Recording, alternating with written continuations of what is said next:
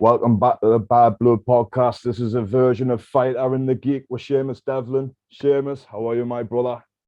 I'm good, my brother. How are you, my friend? I'm good. It's been a while. We've had a conflict in schedules, but we've got another banger for everybody today. Just like to introduce a couple of sponsors.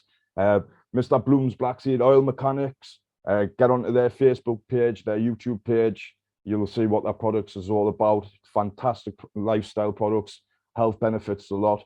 ScotWest Shellfish, #1 fishery in Scotland. Check them out too. I believe they've got a Facebook page and also their website at ScotWest Shellfish. I think it's www.scotwestshellfish.co.uk. So check them out. Also, Lookin Barbers. Big shout out to them.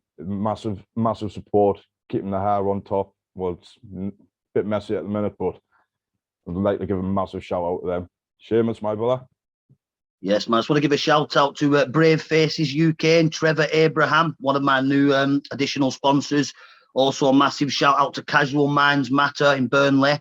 Top people, both non-profitable organisations, and they do a lot of work with local people in the community for mental health. So massive shout out to those people. Also, Luke Vaughan and Upright Scaffolding as well. Declan McKenna, shout out to you fellas, making my life easy on the road. And yes, let's get going, Lee. Let's get going, my brother. We have a belter. Corey Harrison, how are you, my brother? I'm good, mate. You? I'm good. How's life treating you? These last couple, because I say you're doing well now. You're coming off a couple of wins. How's life treating you? It's all right. Not bad at the moment. Feeling better, more confident. So. Yeah, I could see. Do you know what, Corey, lad? I was just about to say I could see that in your last performance. I only got to see the Danny Duvall fight. I think it was yesterday or the day before, because for some reason your fights aren't on the Bare Fish channel at the moment. But I watched it with the missus. I think it was yesterday. And you know what, mate? The maturity in your performance was spot on. I've never seen you looking so relaxed. You controlled that ring, mate. You took that centre and you controlled that ring and you managed the range well. And I think he struggled with that equation, mate. But I don't think I've ever seen you that relaxed and that comfortable. And it's speaking volumes now, mate. I can see it in your performances. I did say, Lee, from day one, like people who don't know about Corey got into the bare knuckle game through me. Me and Corey met. It was a couple of years ago now, wasn't it, Corey? And I did say back then to Corey, he was going to be a name in this game. And I could just tell straight away with his energy. He didn't need babysitting. He sold his tickets. He kept his head down and he did the graft. And trust me, he's going to go places. I said from day one, he's going to hold titles. What was it like fighting Danny? Because I know Dan. I don't know him very well, but I've exchanged a couple of messages with him, Corey. How was it fighting him? You know what? It don't really hit me like. A fight's a fight to me. You just get in and I know what I'm there to do. Do you know what I mean? And he's there to do the same to me. So it's like I wouldn't do it if I weren't confident or if I felt like I weren't going to win. You know, I'm confident in my own ability, and I know if I apply myself, I can beat anyone. But you could tell he was like newish to the game, where I was a couple of years ago. Now he's got to fight people who were going to be better than him, be levels above him, because there's not a talent pool in the bare knuckle like there is in the pro boxing. Do you know what I'm saying? So. Yeah. I get you, brother, yeah. It was like, I could tell it was inexperienced, so, and that's why I was smiling and I looked like I was enjoying myself, because I knew I've fought these guys who were levels above me. So now I'm the guy who's levels above these, you know, so. The lower tier fighters, yeah. It's just added a bit more confidence to the game, and I know I've improved personally, so it's all comes together, doesn't it? Yeah, it does, mate. It does indeed. It does. 100%. So what got you into the fighting game, Corey? Well, I was I don't know whether you've seen them charity boxing events. I signed up for one of them. I was gonna do one of them a few years ago. Well, then Seamus, I seen a post on Facebook, Seamus asking for an heavyweight, and at the time I was fucking about 16, 17 stone. You know, I was into weightlifting and stuff. I was a big lad, so I thought I'm an heavyweight. I'll have a fucking bash. And I seen the Jimmy McCrory thing years ago on Netflix or whatever it was. But that was just like mad cunt. I'd love a little do at that. Do you know what I mean? I think was that not the Vice documentary? Yeah, That was the Vice Vice. one, yeah, where he fought one of Joyce's, didn't he? Yeah. Oh no, yeah. He fought Machine Gun Young on that Vice documentary. And I think he's been on others, and he's featured on others. Big shout out to Jim McCrory, absolute legend. And it's good to hear that the film's actually being done. It's under production, is it? What, if I'm not mistaken. Yeah, I'm sure I've seen something recently about a film being under production. I think he put something about long time coming, and definitely that guy's got some story to tell, any. But yeah, Corey. So who was your first fight against now in the bare knuckle game? Your first fight was bare knuckle, wasn't it? So yeah, Tom Ledbetter. Tom Ledbetter, that's right. That ended in a first round TKO. Was it first round? Yeah, and then you went on to fight. And then you went on to fight. My second one was Stevie Gold. Wow. Which is probably what everyone knows me from. Yeah, Stevie. It's what everyone in the fight game will know me from anyway. That definitely catapulted you up. Because you showed it. And I think what you were touching on earlier, Corey, this is what a good example of it. When you fought Stevie Gold, you won't mind me saying, I said it was an educated risk, but it was a risk. Fighting's a risk, but I knew that he'd be able to show his heart, his durability. I knew it wouldn't affect him. As long as it didn't affect his health. Exactly, I knew it was a risky move. But what you were talking about earlier with Danny, you were at a stage then where you didn't have all the tools in the toolbox to do the job. And you could tell that little, I won't say inadequacy, but that inadequacy in their game, them flaws, you can see it, can't you? You know, after the first 30 seconds. Once you've done it and you've been in there with people better than you, you understand what it takes and who these guys train like fuck. Do you know what I mean? It's not a pub brawl. Mm-hmm. So someone is going to be better than you at some point. It's down to you to up your levels and use that. That fucking hell, I took some shots off him and I fucking forgot where I were for a second or two. Do you know what I mean? Yeah, that was a hefty. I don't know how we didn't fucking knock me clean out. I don't know how, but honestly, what gets me is people's perceptions of bare knuckle. They have a look at it when they've had a few drinks, think they can do it, get in there and get absolutely obliterated. People's perception of bare knuckle, like you just referenced there, these people train like crazy. They're not there might be pub fighters, but these actually train. Do you know what I mean? Yeah, it's an age of the clout chaser and the internet gangster, innit? They want to be.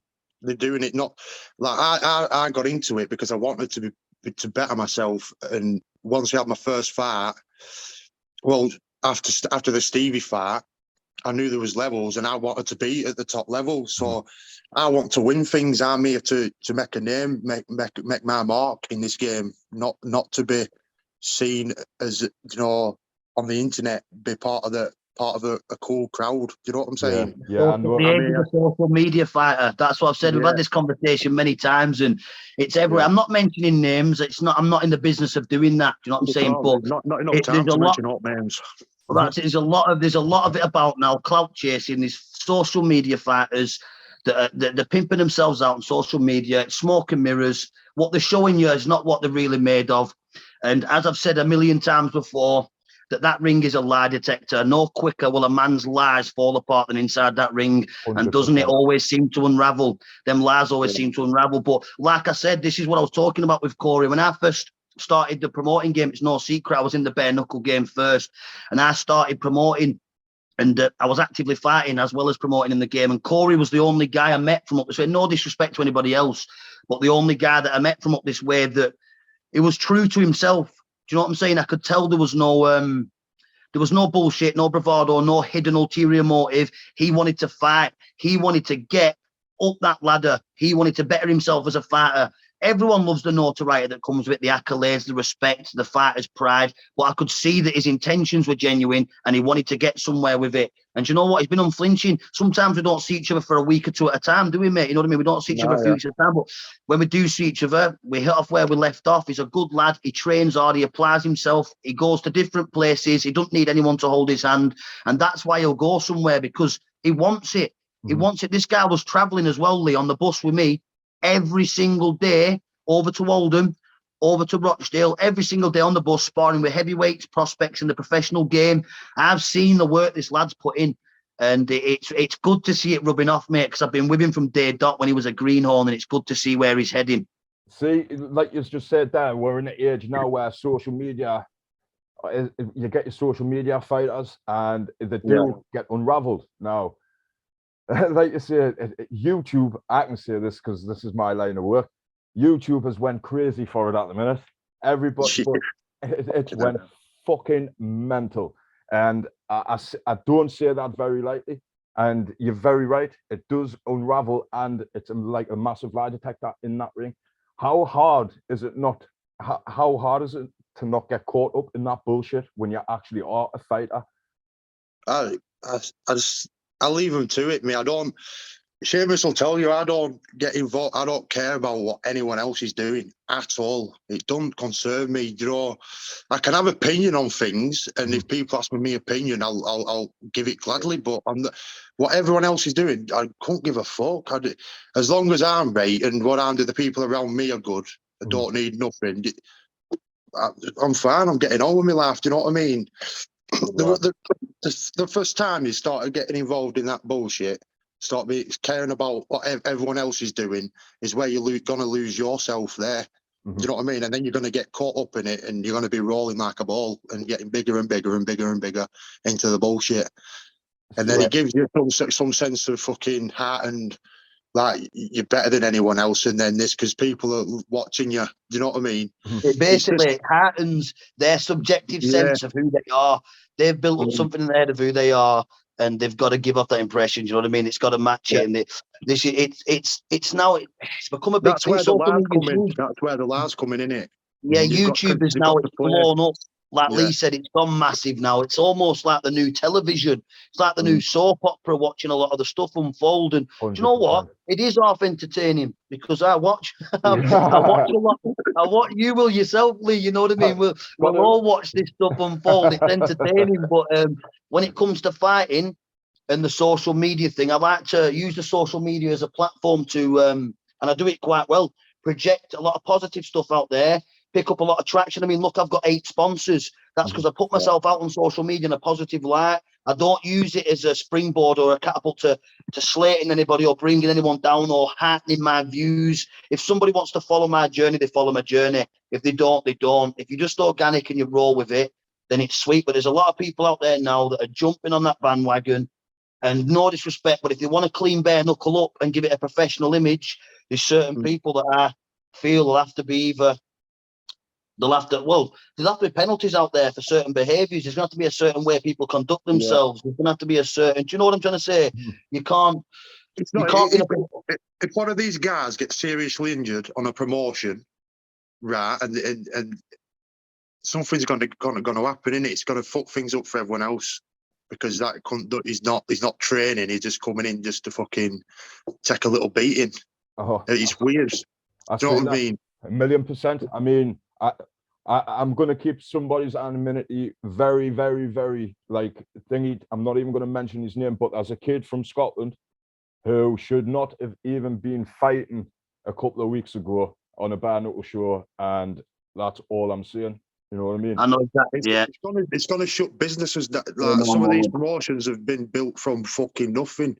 Do you know what I mean? So, and for some shit like that to happen, it's going to shut some people down, innit? 100%. It's definitely gonna ruin your hard work. You know what I mean? Yeah. To a true fighter. So how would you be? Obviously, with the Colby, Covington, and Jorge Masvidal current situation at the minute, how would you say that? Because obviously we're talking about social media beefs. Obviously, they were best friends for a lot of years, but can you see something like this snowballing? And even still, because I put this to you. If a bare knuckle company is looking for a license for a premises and then reads a story in a paper, this, that, and the other, do you think organizations should start, like you said, promotions should start putting penalties in place on the fighters so it doesn't get out of hand? 100%. Mate, there's a lot of things. Sorry, Corey, go on, mate. You're representing. If they have any sense, they will do, because you're representing their company, what they've built from nothing. So you can't win. You can't. have it both ways. There's got to be something in place. Otherwise, everyone's going to be rebelling, aren't they? For the views and the, you know, that's off the BFBA. You've got to, if you want someone to take you seriously. But the thing is, when you're trying to build something, you're starting from scratch, and you've got to create revenue to get these things in place. Governing bodies, equipment, like there's equipment out there that can test for I think it's brain hemorrhages and all sorts. You can get brain scans done. You can put things in place. Governing bodies. All these things are very costly, and you need the revenue for those things. And I think with bare knuckle being in its infancy stage, a lot of the money's not there for it. You know what I mean? But if everybody sang from the same hymn sheet, got together, collaborated, worked together, and built each other's promotions, if you look, it's very scattered at the minute. It's very scattered. Different promotions scattered all over the place. If everyone come together and work to bring bare knuckle to the modern day, I think it'd be a lot better. There's a lot of things that people could put in place, mate. Like I say, it's not my game now. I'm in the professional game, but there is a lot of things that I'm not slating anyone, by the way, here. You know what I mean? I'm not slating anyone, by the way. Everyone's got their own way of doing things, but I think there's certain things that need to be put in place, and certain ways of conduct and behaviour, and certain things that just need to be nipped in the bud for it to be taken forward and taken very seriously and to come to fruition, like MMA did, UFC, all these things. If you look at how they catapulted, it took a decade for them to seriously catapult. Bare knuckle's been around now for as long as that, and the States it's took off quite a bit, but over here it seems to have I don't know, it seems to have took a bit of a back seat. It seems to have gone stale a little bit, but hopefully I'm incorrect there. Hopefully it picks back up. I'm on the similar lines of that as well, because it's like everybody wants to be seen as the pioneer of it. Everybody wants the attention of we garnered the attention, we built the sport, blah blah blah. When in theory, like you've just said there, yeah, sometimes it's not possible for every promoter to get on, but if everybody helped each other a little bit, then maybe we will get proper governing bodies for the sport, then get it regulated and stuff like that. It's like a business relationship, isn't it? Not everyone gets along in business, but they do for the money. Exactly. You know what I mean? And if they really have got the fighters forefront and want the fighters, that's it. They'll do that. That's just my opinion anyway. That's just the way I would do it. You know what I mean? 100%. There's some promotions out there that are smashing it at the minute, and they're going in the right direction. You can see that they're going in the right direction. And like I said, you can't run before you can walk. So they're making the best of what they can. But if there's promoters out there that are reinvesting in their company and reinvesting into the sport, it might be slow and steady, but the wheels are in motion and they'll get to where they need to get to, hopefully, because it is an ever-expanding sport. It's rapidly growing. You just look at the States got on it. They have a massive revenue over there with the amount of numbers they've got. But I can see it getting there, but it looks like it's getting slow and steady. Because it was on a real pace buzz at first. If that first 5 years, it seemed to just be going. The trajectory was massive, but hopefully it gets to where it's going to, mate. Because if you look now, it's getting exciting. I mean, look at BFBA. They've signed 100%. Some top names. You've got BKBTM. The quality there is still really good. Some of their shows are really good to watch. You've got the Americans are smashing it stateside. So yeah, let's just hope it keeps rolling. Let's hope it grows. Corey, how many bare knuckle organisations have you fought for? 3 knuckles, Seamus's. That was the first one. Then there were WBFB, down in Stoke, and then now Bakewell's BFBA. Are you contracted to the BFBA? Yeah, I am. Yeah. In the future, would you ever consider, if you got an offer from BYB, Data 5000, and would you do, obviously? The dream is to go to America and fight.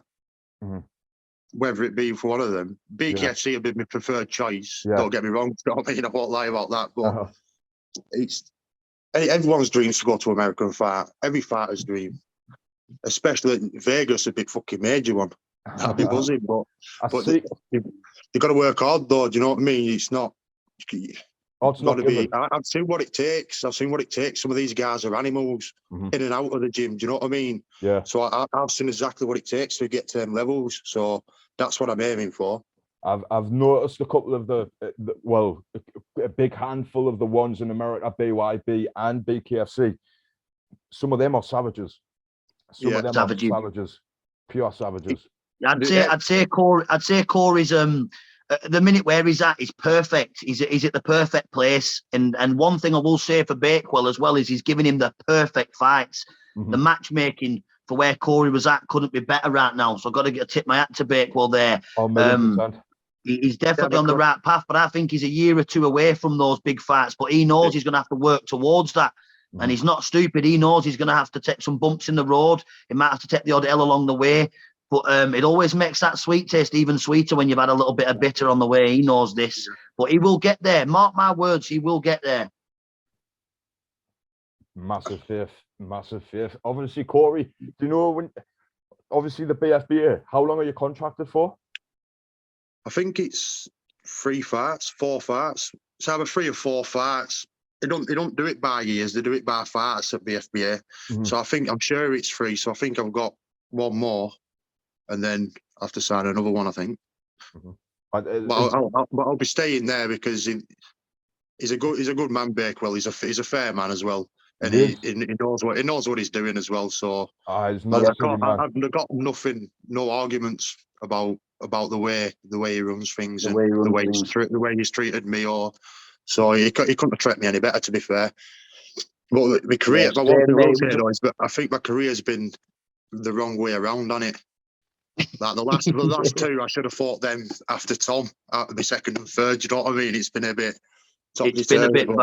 Yeah, well, this is it, because what it was there, Corey, is with the different promotions. I think we touched on this earlier. The different promotions, it's scattered about. You don't have one big whirlpool. You don't have one big fucking pool of talent to pick from. So everyone's trying to compete for fighters, aren't they? Compete for fights. So you'd have to he could be booked one date. So you had to, sometimes you have to just go, right, fuck it, how bad do I want to fight? I'm going to have to take this fight.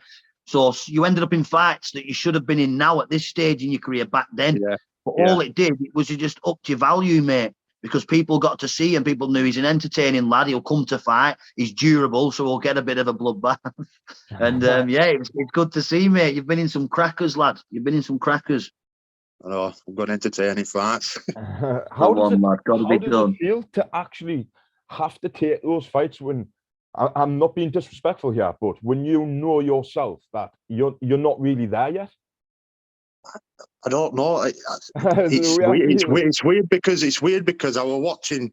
He beat Ricky Nelder, didn't he? He beat Ricky Nelder, and that's a fight I was watching to see what he fought like. And I thought, fucking hell, Ricky's a legend at sport. And I'm like, fucking hell, I've got my hands full here. But it's like I don't know the hearts of the fucking situation I'm in when I'm in it. Do you know what I mean? I get you. I wanted to do it. I wanted to do it, and I knew he was levels above me. But you can't. You're never gonna. You know what I mean? I've never been looked after. That's what I can say. Do you know what I mean? I know I've come up the hard way, and Andy were a good lad as well. Stevie's dad, both sound as fuck. So no complaints. I was beat by the better fighter, but it was the experience, and I've brought that with me now. I know how it feels to lose as well. So it's one of them. You take them fights if you really want it. Do you know what I mean? That's the one, bro. That's the one. But like I say, it was good, lad, because a lot of people there, when they're outgunned, they'll unravel and they'll quit mentally and they'll fold. You did not fold. I think, was it me? I pulled that fight. It was me. I looked over at Elliot and I went like that. And I think if you can see that on the footage, I went no more. And he looked over at me, he kept looking at me, and I knew that's why he kept looking over at me. And I'm like, mate, we're going to have to pull this, because you always know you've got that, you heavyweights have got that puncher's chance. But I seen it was going wrong, and I thought, I knew you were going to go out unconscious, or I was going to have to pull it. So I pulled it, mate. But it was, I could see it in your face, you were wounded, and most people, there's a look of relief. But you had a look of genuine, why did you do that to me, Shay, mate? But I had to do it, mate. And looking back, it was the right thing to do. It was the right thing to do, 110%. And you live to fight another day. And look at you now, mate. You're on a 2-fight win streak. You're heading towards a title. I truly believe this year you will hold a bare knuckle title, mate. I said this to you before you even fought. Good things are coming for you, mate. It's got to keep applying yourself, keep your feet on the ground, humble, be just and fear none. That's it. 1,000,000%. I don't know if you've seen the Probellum show that was on last Friday, but the towel went in again. I can't remember what quite fight it was, but the ref wasn't having none of it. Like, no, seen that. Did you see it? I seem to be a constant feature on Probellum recently, mate. I've been on quite a few Probellum shows. I know, that's what I'm saying. Yeah, I've been on quite a few. The one in Inverness against Luca Micheletti, shout out Luca, top fighter. That was a Probellum show. But commiserations to Joe Laws as well, mate. Wounded for him. I'm telling you now, right? Call me biased with us being a Geordie, but that man did not get beat that night. The amount of holding, some of the shots at the back of the head when you were there, like, because we were ringside, like, do you know what I mean? We were working their media, and he was constantly getting hit at the back of the head, and you could tell Joe was getting frustrated. Now, it was just a surreal when they called the scorecards. I was thinking, because I was sat with his sponsor all night, and oh, what a surreal! It was weird. It's just weird. Obviously, it ruined a career, couldn't it? That. 1,000,000%. I don't know if the cameras picked it up, but even some of the shots, a couple were low. Yeah. Yeah. It was surreal. Boxing at minutes bad, isn't it? Some of the decisions, like not, you know what I mean? Because there is plenty who are bang on, but there's been a few lately. You get it a lot along all levels, but there has seemed to have been a few dubious ones, haven't there, recently? In the air. In the air at the minute. It really is. It is. And I could tell he was wounded, you know, Joe, because me and Joe have stayed in touch since my fight. And you know what? Yeah. He's been an absolute gentleman to me, him and his father, and they are top people, mate. And he stayed in touch. He's always been an absolute gentleman. I felt for him, mate. I could see he was wounded. He did the interview afterwards. When he didn't have to, he could have run off and kept his head in between his legs and fucked off. He didn't. He did a post-fight interview, and I could feel his pain, mate. I could feel his pain. But I'm sure he'll come back, mate. I'm sure he'll come back stronger. We're going to have to get in the studio, me and Joe. And I know he will, because I've spoke to Joe and he said he will, so we'll have to get in the studio one time. That'll be class, mate. You badger him and I'll badger his sponsor. Yeah, man, we'll do this. Listen, we'll do this when we come off live. We'll do this, mate. 100%. I'll get the wheels in motion, man, definitely. Have you got any, like, boxing idols, Corey? Have you got, like, what got you into boxing? My favourite fighter ever is Mike Tyson. Mike Tyson. Just for this fucking ferociousness, you know? The way he had half of them beat before he even got it ring. Oh, master of do you know what I mean? Yeah, captivating. I mean, you could just he was an enigma, weren't he? I mean, he was one of you could tell he was one of those whispers in the back of a room sort of guy until you actually, you know what I mean? Like almost like an urban legend and a myth to people until they actually seen him. But what a monster of a man. What a monster of a man. Not the quintessential heavyweight, because he wasn't your 6'2", 6'3". He wasn't. He had a low centre of gravity, and it was like a little tightly coiled spring, but ferocious. When he hit, you stayed hit, and you could see that. It was just, it was good to watch. He had an amazing jab land ratio. Do you know what I mean? For a short guy, his jab ratio was unbelievable. Crazy, because if you watch his performance, a lot of people don't put any emphasis on that. That kind of goes missing. Oh, he kind of gets lost back. You know what I'm saying? Watch his performances, because of obviously the brutal finishes are what stay in your mind. But that pumped up that body shot with the right hand and the uppercut, bang bang, he tap you downstairs and come upstairs. Yeah, some unorthodox setups, but ruthless. And I mean, you watch these guys, it's like I honestly believe that we'll never ever get. I mean, you get the fighters now like Lomachenko, he's an artist, but I mean, in general, in a whole, I think it was just different times. And it's like the old saying, you don't know what you've got till it's gone. Well, do you know what I mean? We now know, don't we, looking back? We now know what we're missing now. And I don't think we'll ever get that era back and them sort of animals. I don't think, because nothing against, because I hear corner fighters, you know this with me, Seamus, maximum respect to everybody, but could you say of an era back, like in Mike Tyson's day, where like a Joshua Rui type fight, could you see any of their era stopping or quitting in that corner? No, mate, not at all. I mean, that is left a lot of fighters now. I think if you look, it was the conducive environments that champions are born in. There's obviously something inside you, but you look at the environments that they were in. I mean, there's loads of examples, isn't there? But look at Nazim Hamed. Look at Nazim Hamed, and Brendan Ingle famously touched on that one. He didn't want to do the road work anymore, and he started, you know what I mean? You look at the Barrera fight, he wasn't himself. He just wasn't himself. it's about that environment and the times. And if you look now, I don't believe the times have changed now, mate. I mean, if the guy didn't do the workout and put a post video on TikTok, it didn't happen. You know, it's that sort. It's strange, isn't it? But it is. It's gone social that. media again. Yeah, it's got to be clarified on social media. I mean, back then, social media, what was that? They would just grind on the grind every single day. Imagine having social media back in the days of like Gerald McLennan in the Cronk and that, training down in that Detroit, like Tommy Hearns and Manuel Stewart in that 100 degrees heat. Yo, it'd be crazy. Well, this is what I mean, mate. It's different. Even when you look back to those and you see the archive footage, you can just tell it's completely different times, mate. Where men were men, and it's like a dying breed. Mate. It's like the journeyman now, the UK journeyman scene, mate. There's not a lot of English journeymen. There's not a lot of UK journeymen, mate. It's like the true fighting men, the throwbacks, the gladiators. They're a dying breed, mate. They're a dying breed. Yeah, it will be when Gargano's done.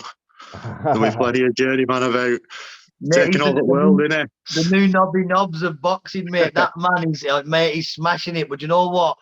Everything he said to me, a massive shout out to Curtis as well. I'll be seeing him this week, but everything he said to me is delivered. He said he'd keep me busy, get me the right fights. He's had me on big shows. He's had me all over the place. The only place we haven't touched down is Ireland, and he's even sorted that for me now this year. Wow. So I'll be fighting on Iron soil against a good top opponent as well. So yeah, man, shout out to Curtis. But that man's smashing it at the minute on the road. Absolutely smashing it. Honestly, it's Seamus. It's obviously it's not weird for. It might be weird for you, but it's weird for me because. Like I was having a look at my boxing news Saturday, might have been Saturday, and I'm reading through the results, and there's Seamus Devlin. Yes, mate. Yes, you know what? I got in the space of a week. I was in two, but I got a double page spread, and I got a big article. One was regarding my win, and the other one was regarding me talking about boxing saving my life. But mate, to have board members congratulate me on how well I'm doing and to be talked about as one of the best away fighters in the UK and to have had 23 fights, 5-6 rounders, never been stopped. I've even got that elusive win. Do you know what I mean? I've even got the elusive win. If someone would have said that to me a year ago, I'd have snapped their hand off for it, mate. I'd have snapped their hand off for it, mate. So I'm massively proud of what I've done. There's been some bumps, mate, believe me. There's been some bumps and I've had to really mentally dig deep. But anyone who knows, they know the road, mate. And if you enjoy what you do, it's the place to be for a fighting man, mate. Believe me. We've got like 5 minutes left. So I'm going to ask you, Seamus, what was it like when you got your hand raised? Because obviously, was that your 18th or 19th fight? That was my 20th. 20th, right. My bad. I was one off. You trained all them fights, right? And you've never been stopped, right? And you have your fight, you know you've performed well. In the back of your head, is it, am I going to get this? Is he going to, what is that feeling like? That is a straight, you just hit I was on about this to someone a few days ago. When I was stood there, my brother was saying, when you see the footage, it looks like I'm almost kind of like, 58, 56, I've done well there. I've got some rounds. Because in my mind, I'm thinking, the home fighter's going to get it. It's a close fight. He's going to give it to the home fighter. So I'm just half expecting to hear in the blue corner. So I'm thinking, oh, man. And then I heard 50. And then when he said in the record, he's lifted my arm up, I was like, well, you can see the relief on my face. Mate, I'll never forget that moment, mate. That eclipsed any victory I've ever had against a dangerous puncher in his own backyard over 6 rounds at light heavyweight. And I pulled it off on my 20th fight. On a milestone victory as well on the 20th fight. It was beautiful, mate. Absolutely beautiful. I went to Scotland the week after and ended up being in a 39-38 close decision loss. So I'm doing a good job, mate. I'm doing a good job now, but it's hard every week, mate. You have them flat performances and you just have to take it on the chin. You have to take it on. Sometimes seeing the final bell's the result. Right. Corey, obviously you've signed a contract with BFBA. You're coming off a great win. How was it? How did you feel coming and getting your second victory? Amazing. A couple of wins. Amazing. You can't really explain it until you get. I'd recommend anyone to get in there and do it themselves, or at least try it. The buzz you get from getting in there and fighting is immense. Anyway, hard to articulate, isn't it? Yeah, when you've had your hand raised at the end, it's even better. It's like a fucking lifetime high. Euphoria. Euphoria. And it gives you that bit of confidence, and then you're up Monday morning running at 5 in the morning. Yeah. So it gives you a bit of a kick up the arse as well at the same time. So it's like you don't want to rest on your laurels. You want to get better. So it gives you a little bit of a boost as well, because you want your hand raising again at the next time. So it works both ways, I suppose, right? Spot on, that, mate. Spot on. See, because obviously I coach a couple of fighters, and obviously it's a different feeling when you win a title as a coach. Do you know what I mean? It's a different feeling altogether when you win a fight, and it's just a fight for a coach. Do you know what I mean? So I just want to get that general sense of how it's feeling, because obviously it's one of them where I experienced it. I boxed twice, and I didn't sleep for 3 days. That's me. That's me, mate. I go to sleep at about 5 a.m., 6 a.m., and I wake up at 8 a.m. with the adrenaline still seems to be pumping through my body, mate. I can't sleep. I'm pestering Curtis in WhatsApp group, mate, and I'm on it. You know, I can't. Oh, mate, it's just such a buzz. It's such a buzz. But I get a buzz off seeing Corey win. I really do get a genuine buzz off it, mate.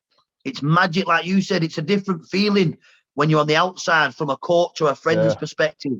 It's a different buzz. It's not quite you're wired when you do win, but it's a different sort of content feeling when you're watching somebody doing really well. It puts a smile on my face. And believe me, Corey Harrison is going to win bare knuckle titles. Mark my words, you heard it here first. Corey, when that happens, we'll have you on again. But even if it doesn't happen, I would love to have you on again, mate, because you seem a nice, genuine guy. Nice one, mate. But literally, we have a minute left. So honestly, Corey, thank you for joining us. Seamus, as always, my brother, thank you for helping us co-host this little segment of Fighter and the Geek. Would you a pleasure, my friend. Would you like to shout the sponsors out? A couple more. We've got literally a minute left. Yeah. Who else is on my spot? I always end up forgetting one sponsor. I'm a nightmare for it. Shout out to Nice Bikes, Dawn Cryer, David Ridge. These people always help me. Dom Thompson, he runs his own engineering firm. He always helps me out with my meal prep, stuff like that. Luke Vaughan, I shouted him out at the beginning. Roof Kings, Brave Faces UK, Casual Minds Matter in Burnley. Top bunch of people. I was supposed to do a talk there yesterday, but things cropped up, so I had to rearrange for next week. Who else? I'm sure for Daniel Alderson from Willow's Carpets and Vinyls. I'll give a shout out to you as well. And hopefully we can get in the studio soon, my brother. 100%. I'd just like to give a massive shout out to Fiala's Fitness Boxing Club, Lookin Sharp Barbers, ScotWest Shellfish, Mr. Bloom's Black Seed Oil Mechanics. This has been Fighter and the Geek with Seamus Devlin and Corey Harrison. Peace out. Nice one,